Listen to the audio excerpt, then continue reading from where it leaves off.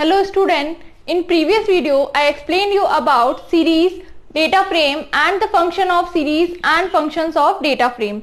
Now today I will explain you new topic merging. Merging means join two or more items.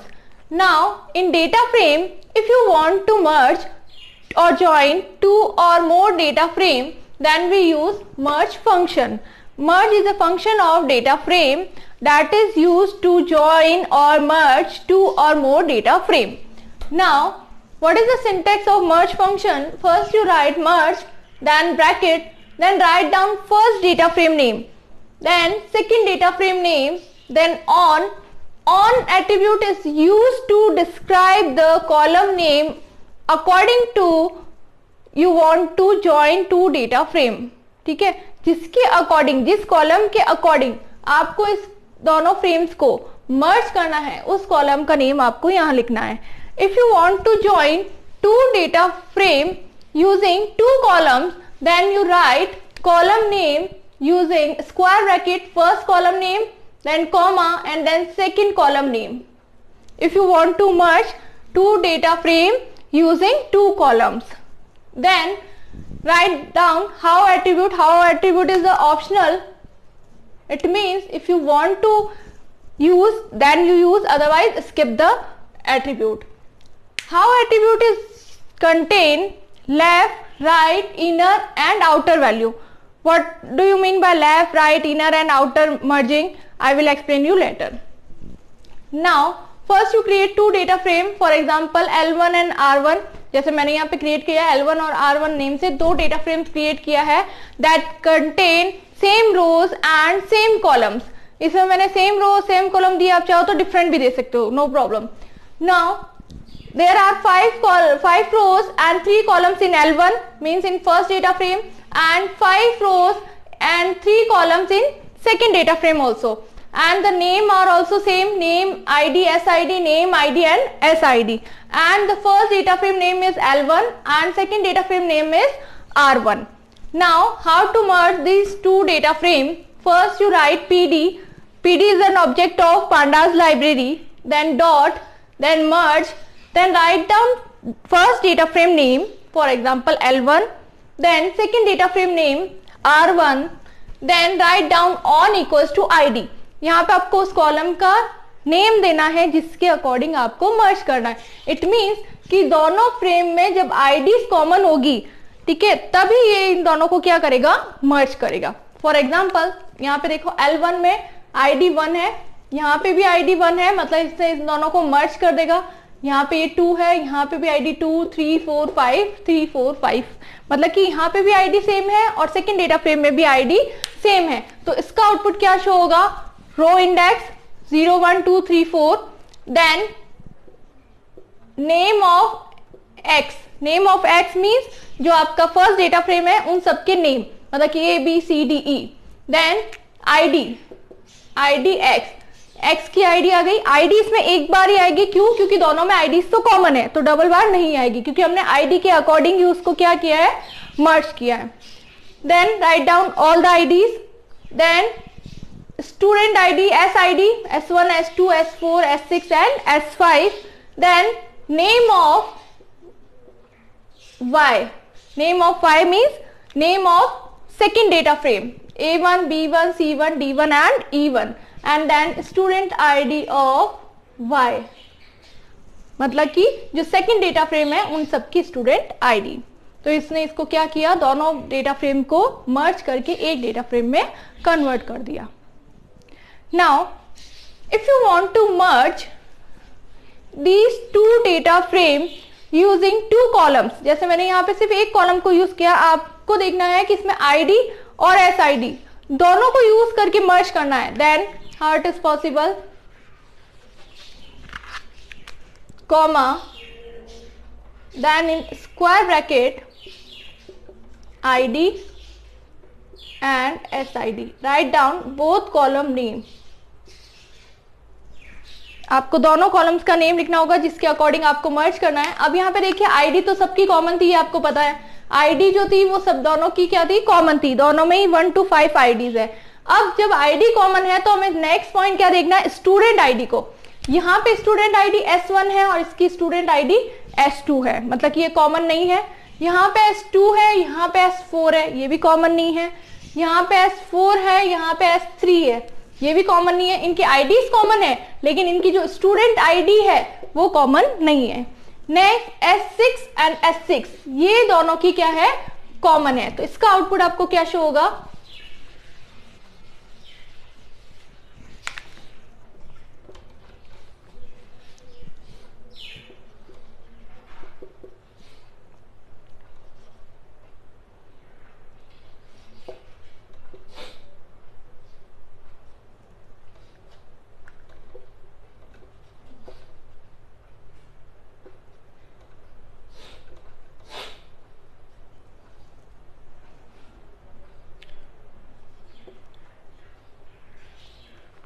यहाँ पे S6 और S6 common आ गया। तो यहाँ पे इसका नेम मतलब कि D, इसकी आईडी एक ही बार डिस्प्ले होगी क्योंकि दोनों में कॉमन है। देन 4, देन यहाँ पे नेम ऑफ Y मतलब कि सेकंड डेटा फ्रेम का नेम D1 एंड दोनों की स्टूडेंट आईडी भी सेम है तो ये भी एक बार ही डिस्प्ले होगी मतलब कि S6। नेक्स्ट इसकी आईडी सेम है, करेक्ट। अब इनकी स्टूडेंट आईडी ये भी सेम है, देन अब ये भी रिकॉर्ड आपको डिस्प्ले होगा मतलब कि E5 आईडी में, नेम इसमें सेकंड डेटा फ्रेम में इसका दे रखा है E1 एंड S5 जो है वो इसकी स्टूडेंट आईडी है। तो ये रिजल्ट होगा आपके इस एग्जांपल का। यहाँ पे ये सिर्फ 2 ही रिकॉर्ड क्यों डिस्प्ले हुए, पहले सिर्फ हम आईडी के अकॉर्डिंग कर रहे थे तो आईडी सबकी कॉमन थी इसलिए सारे रिकॉर्ड डिस्प्ले हो गए। यहाँ पे स्टूडेंट आईडी के अकॉर्डिंग किया तो स्टूडेंट आईडी सिर्फ S6 और S5 की क्या थी, कॉमन थी, तो सिर्फ 2 रिकॉर्ड जो है वो डिस्प्ले हो गए। Next, what is the use of how. अब मैं आपको यहां पे बताती हूं हाउ का क्या यूज है।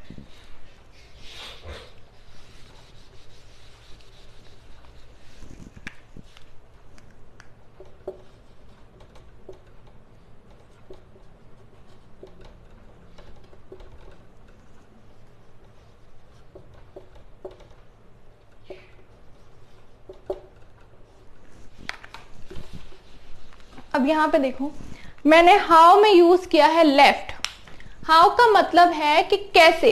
अब वो इसको मर्ज कौन सी डेटा फ्रेम के अकॉर्डिंग करेगा। अभी तक हमने जो किया था कि आईडी सेम है तो मर्ज हो गया, स्टूडेंट आईडी सेम है तो मर्ज हो गया।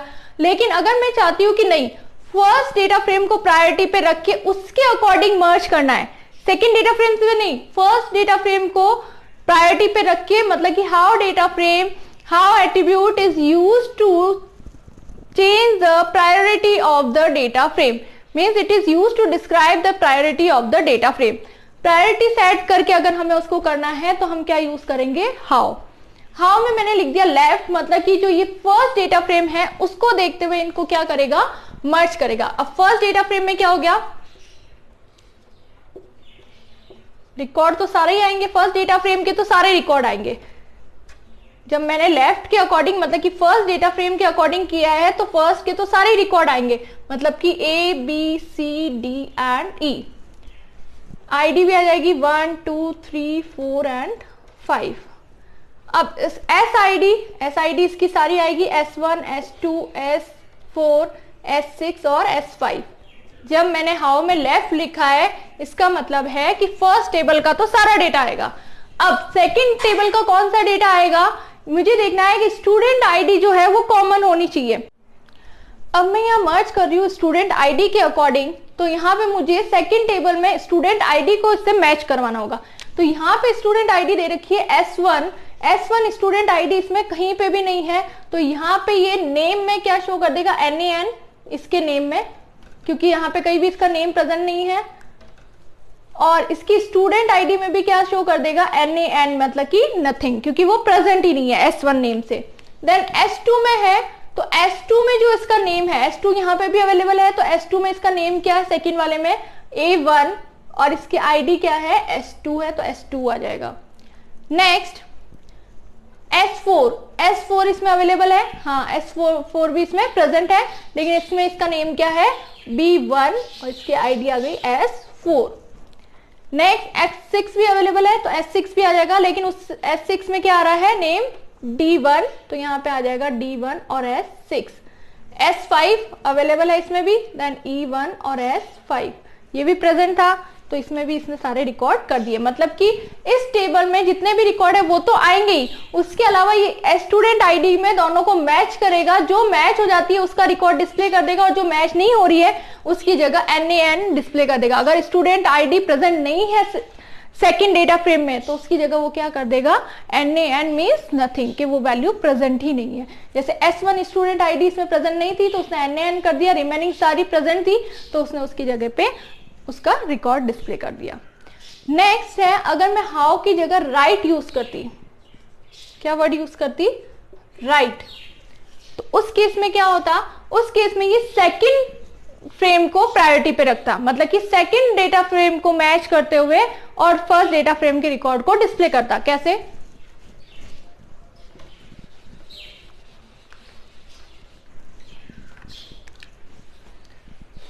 पहले सारे सेकंड डेटा फ्रेम की रिकॉर्ड जो है वो उधर लिख देती हूं, A1, B1, C1, D1, E1।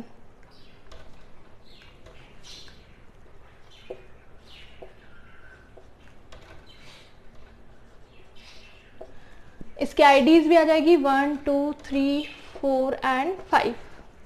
अब name of X and student ID of X,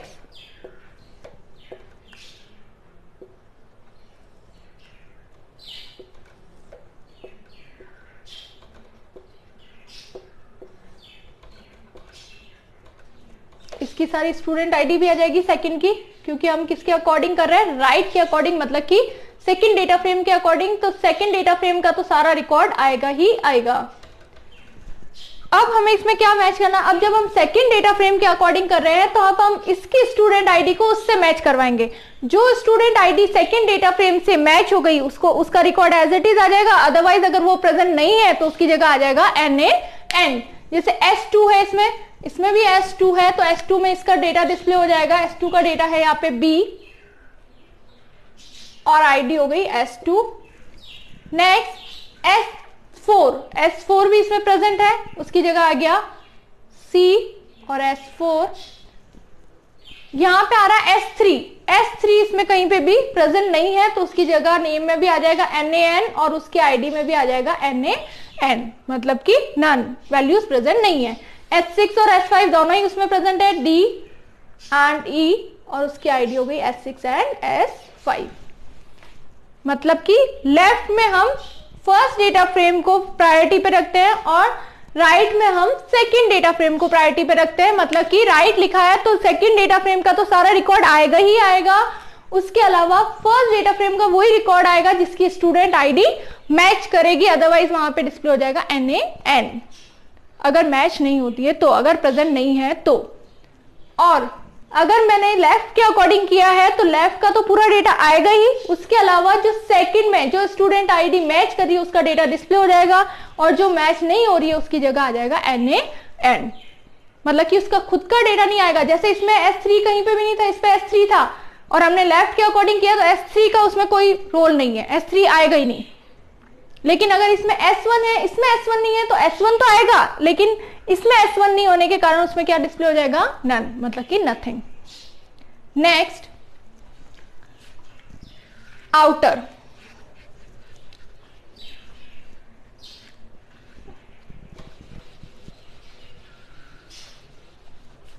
अगर मैंने यहां पे हाउ में लिख दिया है outer,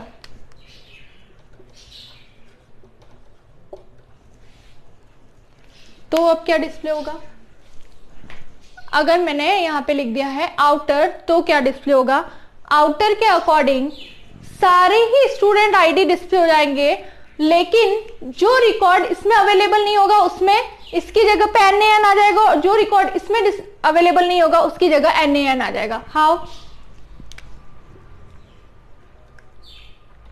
write down, first write down index value, then name of X, then student ID of X, student ID तो कॉमन आ जाएगी, id, name of y and student id. अब आउटर में आईडीज तो सारी आएगी, मतलब कि S1, S2, S3, S4, S5 और S6.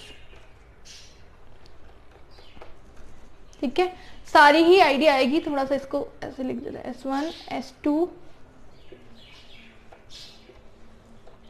S3, S4, S5 और S6.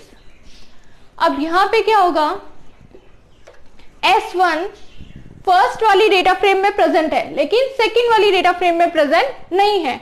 तो फर्स्ट वाली डेटा फ्रेम का रिजल्ट पहले यहां शो कर देंगे A और उसकी आईडी आ जाएगी 1. और S1 यहां पे प्रेजेंट नहीं है तो इसमें यहां पे आ जाएगा NaN. यहां पे एक और कॉलम बनेगा आईडी का, ID of X and ID of Y.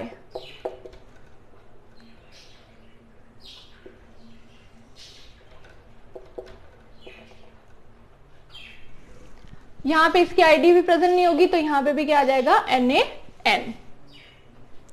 अब S2 की बात करें तो S2 दोनों में ही है तो दोनों के रिकॉर्ड डिस्प्ले हो जाएंगे, मतलब कि B, इसकी आईडी है 2, इसमें इसका नेम है S2 का A1 और सॉरी आईडी है 1 और इसका नेम है A1. नेक्स्ट S3 सेकंड में अवेलेबल है लेकिन फर्स्ट में अवेलेबल नहीं है तो फर्स्ट रिकॉर्ड की जगह सब में क्या आ जाएगा, NaN. जो भी फर्स्ट डेटा फ्रेम का रिकॉर्ड है वहां पे आ जाएगा NaN और सेकंड वाले रिकॉर्ड की जगह उसका रिकॉर्ड डिस्प्ले हो जाएगा, जैसे 3 है उसकी आईडी और नेम में है C1. नेक्स्ट S4 दोनों में प्रेजेंट है तो दोनों के रिकॉर्ड डिस्प्ले हो जाएंगे. S5 भी दोनों में प्रेजेंट है तो दोनों के रिकॉर्ड डिस्प्ले हो जाएंगे और S6 भी दोनों में प्रेजेंट है तो दोनों के रिकॉर्ड डिस्प्ले हो जाएंगे. मतलब कि आउटर ज्वाइनिंग में क्या है कि अगर दोनों में ही रिकॉर्ड अवेलेबल है, सपोज करो फर्स्ट में अवेलेबल है सेकंड में अवेलेबल नहीं है, तो उसकी जगह फर्स्ट वाले की रिकॉर्ड डिस्प्ले हो जाएगा, सेकंड में NaN मतलब कि नन डिस्प्ले हो जाएगा. और अगर सेकंड में प्रेजेंट है और फर्स्ट में प्रेजेंट नहीं है तो सेकंड का रिकॉर्ड डिस्प्ले हो जाएगा और फर्स्ट की जगह पे NaN मतलब कि नन डिस्प्ले हो जाएगा. नेक्स्ट इनर, आउटर की जगह आप यूज कर लेते हैं इनर.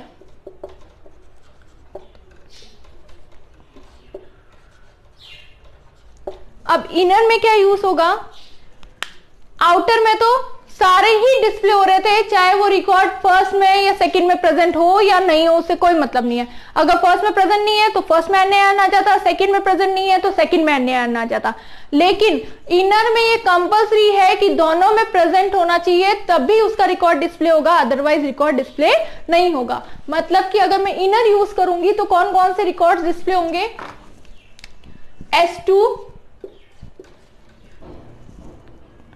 S4, S6 और S5, ये 4 रिकॉर्ड डिस्प्ले होंगे दोनों में से. S1 और S3 डिस्प्ले नहीं होगा क्योंकि S1 इसमें प्रेजेंट है लेकिन इसमें प्रेजेंट नहीं है और S3 इसमें प्रेजेंट है लेकिन इसमें प्रेजेंट नहीं है. तो इट मींस दोनों में जो कॉमन प्रेजेंट होंगे उनके रिकॉर्ड डिस्प्ले हो जाएंगे और बाकी सारे जो रिकॉर्ड्स है वो रिमूव हो जाएंगे. Okay, now I will explain you merging practically. So first we open Python.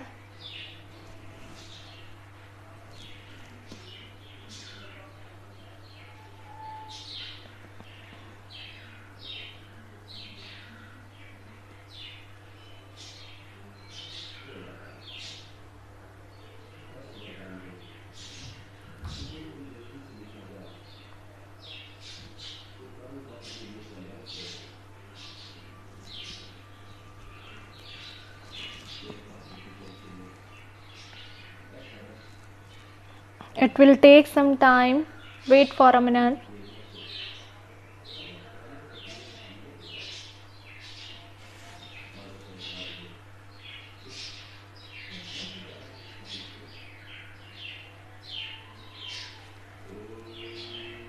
Now Python shell window will be displayed.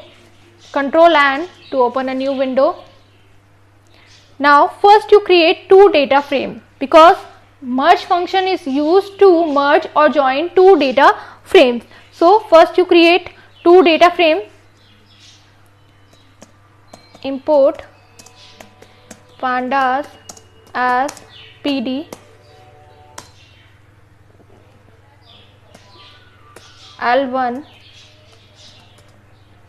equals to pd dot data frame. Data frame is a function that is used to create a data frame. Then write down column name, then colon, then square bracket, write down the value of the column.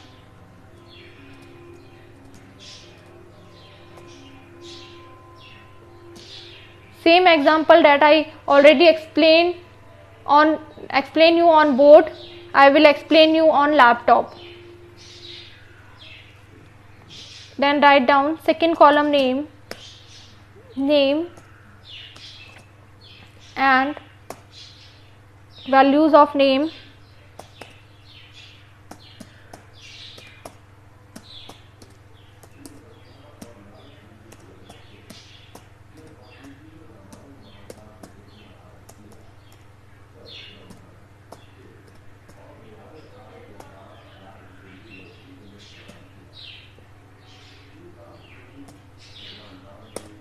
Then student ID,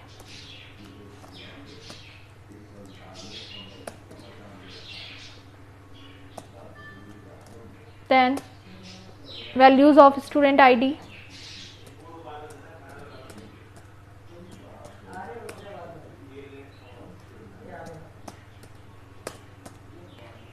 S4, S6 and S5, then square bracket close, curly bracket close, and then function bracket close. Then create second data frame.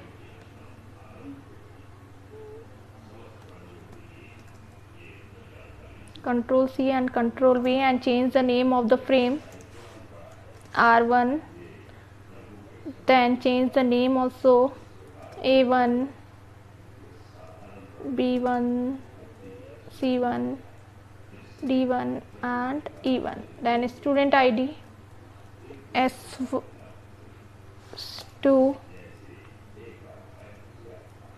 S4, S3, S6 and S5. Now if you want to merge, first you print in data frame individually. दोनों data frame को हम individually पहले display कर देते हैं. L1 print R1, दोनों data frame को पहले मैंने इंडिविजुअली डिस्प्ले कर दिया. Control S and F5.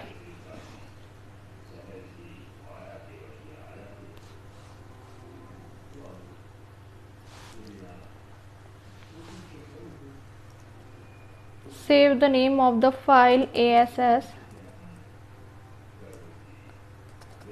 12.py. Enter.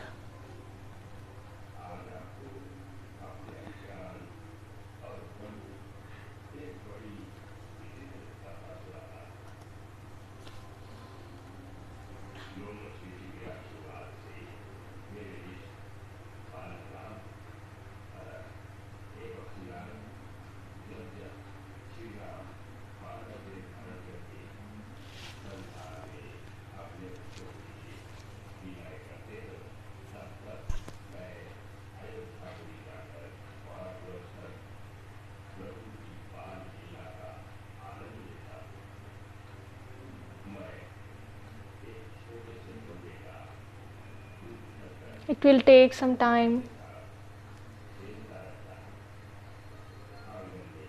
Now see the output. First data frame L1 and second data frame L2. दोनों के ही रिकॉर्ड डिस्प्ले हो गए हैं. दोनों में आईडी कॉमन्स है, लेकिन स्टूडेंट आईडी में थोड़ा सा डिफरेंस है. जैसे फर्स्ट S1 है, उसमें इसमें S2 है, उसमें S3 नहीं है और इसमें S3 प्रेजेंट है, उसमें S1 नहीं है. सेकेंड वाली में S1 नहीं है और फर्स्ट वाली में S1 है, जबकि सेकेंड में जो S3 है वो फर्स्ट वाले डेटा फ्रेम में प्रेजेंट नहीं है। Now open program again and merge these two data frame. अब इन दोनों डेटा फ्रेम को हम क्या करेंगे, मर्ज करेंगे। Print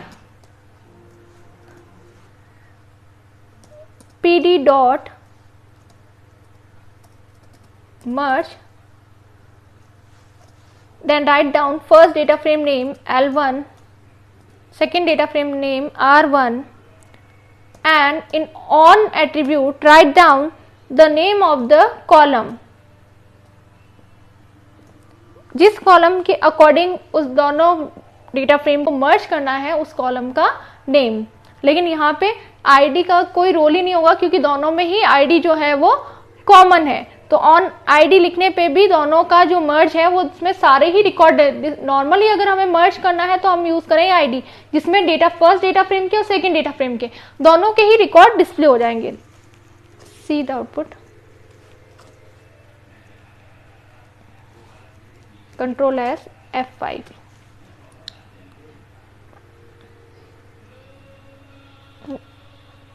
now see the output. ID name X, student ID X, name Y और स्टूडेंट आईडी Y। X का मतलब फर्स्ट डेटा फ्रेम और Y का मतलब सेकंड डेटा फ्रेम। दोनों के ही रिकॉर्ड जो है वो डिस्प्ले हो गए। आईडी दोनों में ही कॉमन है, इसलिए आईडी का सिर्फ एक सिंगल कॉलम ही डिस्प्ले हुआ क्योंकि दोनों में ही सेम आईडी है। Name X A B C D A1 B1 C1 D1 and E1 और उनकी आईडी जो है दोनों की स्टूडेंट आईडी जो है वो डिस्प्ले हो गई। आईडी के अकॉर्डिंग उसने क्या कर दिया, दोनों को मर्ज कर दिया। वन में जो था, वन आईडी में दोनों का ही कॉमन था, तो वन आईडी में दोनों के रिकॉर्ड डिस्प्ले हो गए। जिसकी आईडी 1 है उसका नेम, उसकी student ID, second data frame में भी उसका नेम और उसकी स्टूडेंट आईडी डिस्प्ले हो गई। नाउ सेकेंड जो कंसेप्ट है, if you want to merge data frame using two columns. अब मुझे आईडी तो दोनों में कॉमन है तो इसमें मर्ज करूंगी तो भी कोई दोनों में कॉमन होने के कारण सारे रिकॉर्ड डिस्प्ले होंगे। अब मुझे टू कॉलम्स को यूज करके चेक करना है कि दोनों में जो कॉमन्स हैं वो रिकॉर्ड जो है वो डिस्प्ले करने हैं। कैसे? ओपन प्रोग्राम फाइल, मुझे दो कॉलम्स के अकॉर्डिंग डिस्प्ले करने हैं। ऑन में मैंने यूज किया स्क्वायर, फर्स्ट आईडी के थ्रू और सेकेंड कॉलम मुझे लेना है एस आईडी के थ्रू। मतलब मुझे आईडी और एस आईडी दोनों को चेक करके कि दोनों में जो चीजें कॉमन है, जैसे आईडी तो सब में कॉलम है, अब जिनकी स्टूडेंट आईडी भी कॉमन है वो रिकॉर्ड जो है वो डिस्प्ले होने चाहिए। Now see the output. Control S.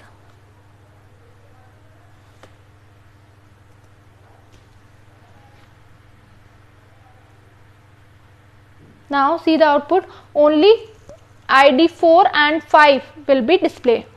सिर्फ दो ही रिकॉर्ड डिस्प्ले होंगे क्योंकि 4 और 5 ही दो ऐसे हैं जिसमें दोनों ही स्टूडेंट आईडी सेम है। जैसे 4 में यहाँ पे S6 है और 5 में S5, सेम ऐसे सेकंड डेटा फ्रेम में भी 4 में S6 है और 5 में S5 है।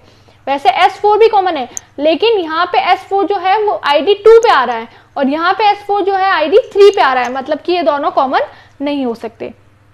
तो S6 और S5 ऐसे हैं जिसमें आईडी भी कॉमन है और स्टूडेंट आईडी भी कॉमन है।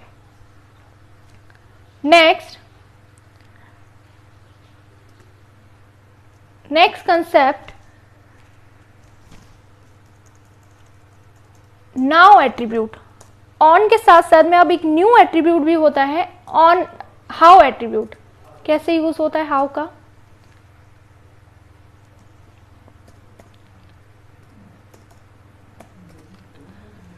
हाउ इक्वल्स टू, मैंने यहां पे लिख दिया लेफ्ट। हाउ इक्वल्स टू मैंने यहाँ पे क्या लिखा है? लेफ्ट। लेफ्ट का मतलब ये है कि ये फर्स्ट डेटा फ्रेम को चूज करते हुए, मतलब कि फर्स्ट डेटा फ्रेम की स्टूडेंट आईडी को चेक करेगा और जो फर्स्ट डेटा फ्रेम की स्टूडेंट आईडी जो है जो सेकंड में भी कॉमन है उनको डिस्प्ले करेगा। अदरवाइज वो NaN मतलब कि नन वैल्यूज डिस्प्ले कर देगा। Now see the output.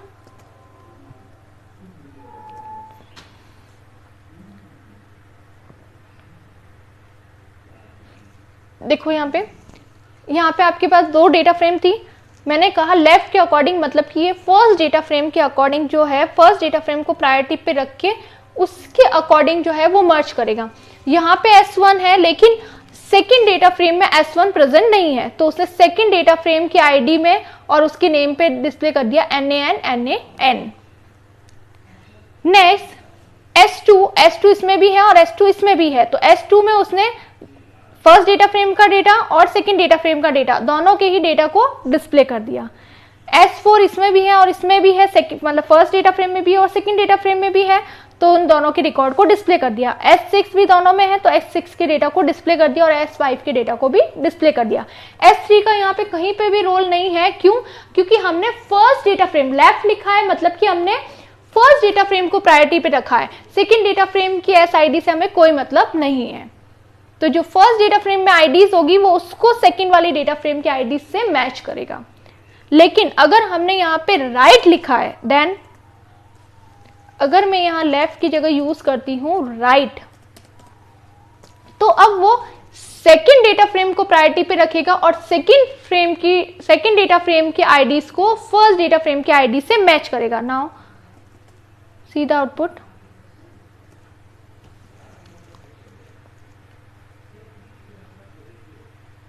यहाँ पे देखो, यहाँ पे अब आपके S1 जो है उससे उसको कोई मतलब नहीं है क्योंकि वो फर्स्ट डेटा फ्रेम है, हमें सेकंड डेटा फ्रेम को देखते हुए फर्स्ट से मैच करवाना है।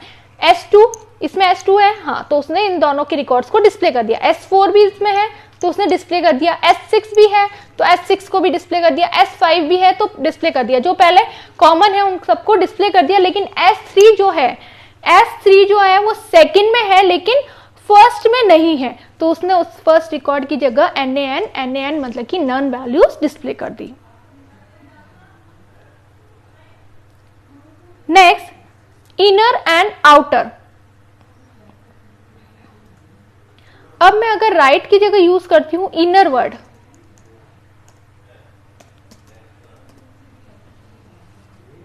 ठीक है, कंट्रोल S, पहले आउटर का यूज बताती हूं मैं आपको। आउटर, अब आउटर में क्या होगा, आउटर में अब ये दोनों ही टेबल्स के स्टूडेंट आईडी को मैच करेगा। जिसमें स्टूडेंट आईडी मैच नहीं करेगी उसकी जगह वो नन वैल्यूज डिस्प्ले कर देगा। मतलब कि रिकॉर्ड्स तो दोनों ही फ्रेम के डिस्प्ले होंगे, जहां मैच नहीं कर रहा है वहां नन वैल्यूज डिस्प्ले हो जाएगी और जहां मैच कर रहा है वहां पे मैचिंग रिकॉर्ड्स डिस्प्ले हो जाएंगे। Control S F5। Now see the output. S1 जो है फर्स्ट डेटा फ्रेम में है तो फर्स्ट डेटा फ्रेम का रिकॉर्ड डिस्प्ले हो गया। देन S2 सेकंड में भी है तो उसका दोनों का रिकॉर्ड डिस्प्ले हो गया। S4 दोनों में है तो S4 का भी रिकॉर्ड डिस्प्ले हो गया। S6 भी दोनों में है, S6 भी डिस्प्ले हो गया। S5 भी है, S3 भी डिस्प्ले होगा, चाहे वो फर्स्ट में नहीं है लेकिन सेकंड में है तो वो फर्स्ट की जगह NAN डिस्प्ले कर देगा। मतलब कि जो वैल्यू फर्स्ट में नहीं है उसकी जगह नन हो जाएगा, जो वैल्यू सेकंड में नहीं है उसकी जगह नन हो जाएगा, लेकिन रिकॉर्ड सारे के सारे डिस्प्ले होंगे। जबकि लेफ्ट और राइट में ये हो रहा था कि लेफ्ट थी तो फर्स्ट डेटा फ्रेम के रिकॉर्ड्स डिस्प्ले हो रहे थे, मतलब कि जो स्टूडेंट आईडी फर्स्ट में है सारी वो डिस्प्ले हो रही थी। सेकंड में चाहे वो है चाहे नहीं है उससे उसको कोई मतलब नहीं है। लेकिन आउटर में दोनों के ही रिकॉर्ड डिस्प्ले होंगे और जो वैल्यूज प्रेजेंट नहीं है उसकी जगह नन वैल्यूज डिस्प्ले हो जाएगी, क्योंकि यहाँ पे S1 नेम की कोई स्टूडेंट आईडी नहीं है सेकंड डेटा फ्रेम में, तो उसने सेकंड डेटा फ्रेम की जगह वैल्यू डिस्प्ले कर दी NAN हियर, ये देखिए, ठीक है। उसी टाइप से S3 जो है वो सेकंड डेटा फ्रेम में है लेकिन फर्स्ट में नहीं है तो उसने यहाँ पे डिस्प्ले कर दिया NAN। नाउ इनर, अगर मैंने हाउ में यूज किया है इनर, देन क्या होगा, आउटर में आपके सारे ही रिकॉर्ड डिस्प्ले हो रहे थे, अगर नहीं प्रेजेंट है सेकंड या फर्स्ट डेटा फ्रेम में तो उसमें नन वैल्यूज डिस्प्ले हो रही थी।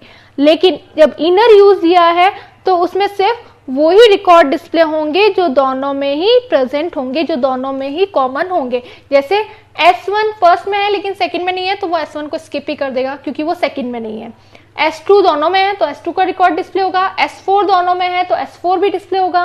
S6 भी दोनों में है तो S6 भी होगा। S5 भी है तो S5 भी होगा। S3 सेकंड में है फर्स्ट में नहीं है तो वो भी डिस्प्ले नहीं होगा। Control S F5। Now see the output. यहाँ पे देखो S1, इसमें S1 प्रेजेंट है लेकिन सेकंड में नहीं है तो उसने S1 को स्किप कर दिया। यहाँ पे कहीं पे भी आपको S1 शो नहीं हो रहा है, ठीक है।